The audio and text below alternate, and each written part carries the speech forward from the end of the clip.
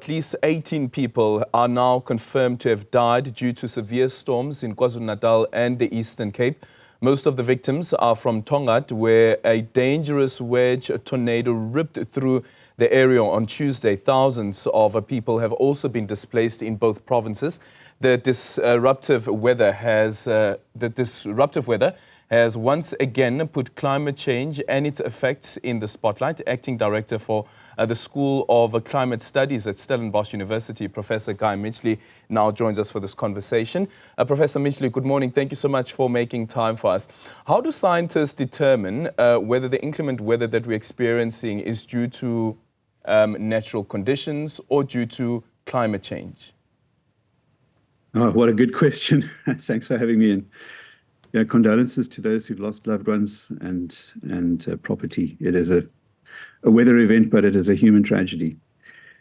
Well, there's an easy answer and a difficult answer. The easy answer is that there isn't any climate event that happens today that isn't in some way affected by climate change. Because we've changed the energy content of the atmosphere, every single weather event in some way carries the signature of that interference with the climate system.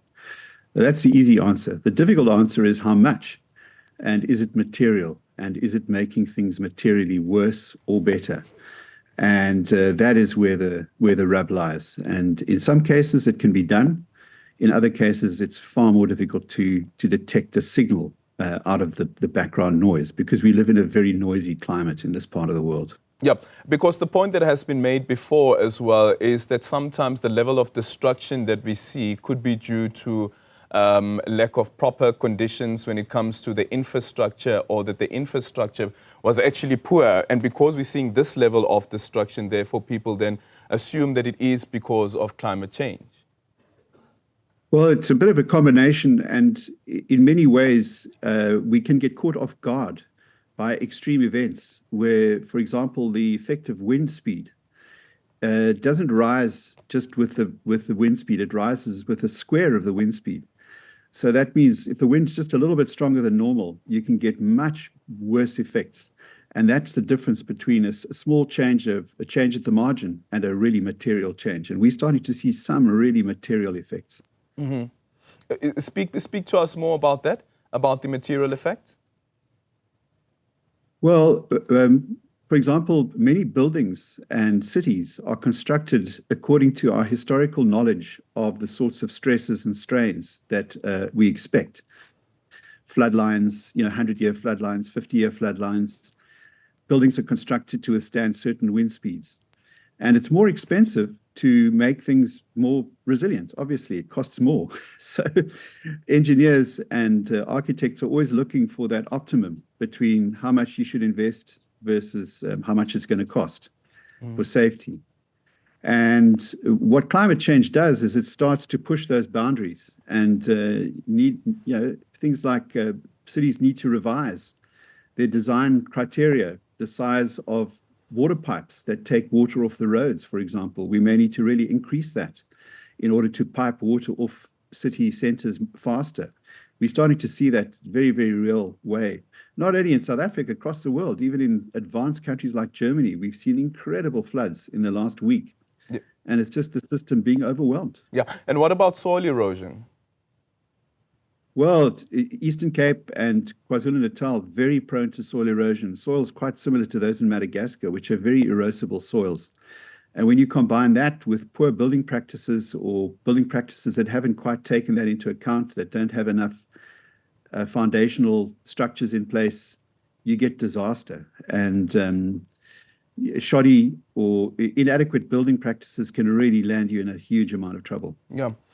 So yesterday we were speaking to a meteorologist from the South African Weather Service, and he says that one of the issues that have been picked up in, I think he specifically spoke about the Eastern Cape, was what he calls a cut low, or a cut off low. Yeah, it's a cold core low in the Eastern Cape. And he says that ordinarily it would happen, it's nothing new, but it would happen in April, but now it's happening in May. What does that tell us? Well, this is June now, so it's very late for a cut-off low. Yeah, we've had a very late winter onset. Even a few weeks ago, it's been very, very warm. So we almost like forgot that winter was on its way. But these cut-off lows, they're little powerful low pressure systems that become detached from the main body of the circulation that normally will sweep past the country to the south. And then they wander north and cause absolute destruction, including, that wedge tornado. We've got about, I think, over 430 tornadoes on record since 1905. But we're starting to see a lot more tornadoes getting reported now. And it's just people are seeing tornadoes more and more often. And we've got to realize that these have always been a part of our lives, but they're very, very destructive systems. And fortunately, we've got a weather service that's really pretty good at predicting where they're going to be. So we need to rely on that. That weather service of ours is phenomenal. It's one of the best in Africa, probably the best in Africa. Yeah. And here's the thing about the tornadoes as well, is that, as you say, that it's not something that we're used to at some point. It almost came across as a phenomenon, and more people are now seeing it, witnessing it, and taking videos of it as well. But also the point that was raised by some residents, specifically in KwaZulu-Natal as well, is that they didn't get the adequate warning that there will be a tornado. Yes, they were told about the adverse weather that's coming, but not a tornado. Well, that's very interesting. I think look, this is partly where the academic community can really help to increase the link between the basic predictions and how it rolls out across the landscape. And we have the National Disaster Management Center, also a world-leading facility in this country. So we're very fortunate, and we have these facilities. Sometimes the messages get out, they don't get onto the ground. Sometimes there's some weird effects, like in Cape Town, reports of very high seas actually attracted people to go to certain restaurants to enjoy lunch and see the high seas, and they got caught by high waves. So it's very difficult to predict how people are going to react to these messages, but we need to understand that better. The actual communication and how to get the communication through, and how to tell people or advise people on how to react and how to protect themselves. That is a social art that's developing. Yeah. Oh, and what's the science behind the tornadoes? Well, that cut-off low and these very intense weather events are really being juiced up by the fact that we have more energy in the atmosphere all around the world. And that creates more and more extreme events. We saw a very high wind event here in the Western Cape a few weeks ago, and that blew over a lot of structures that had been standing for decades.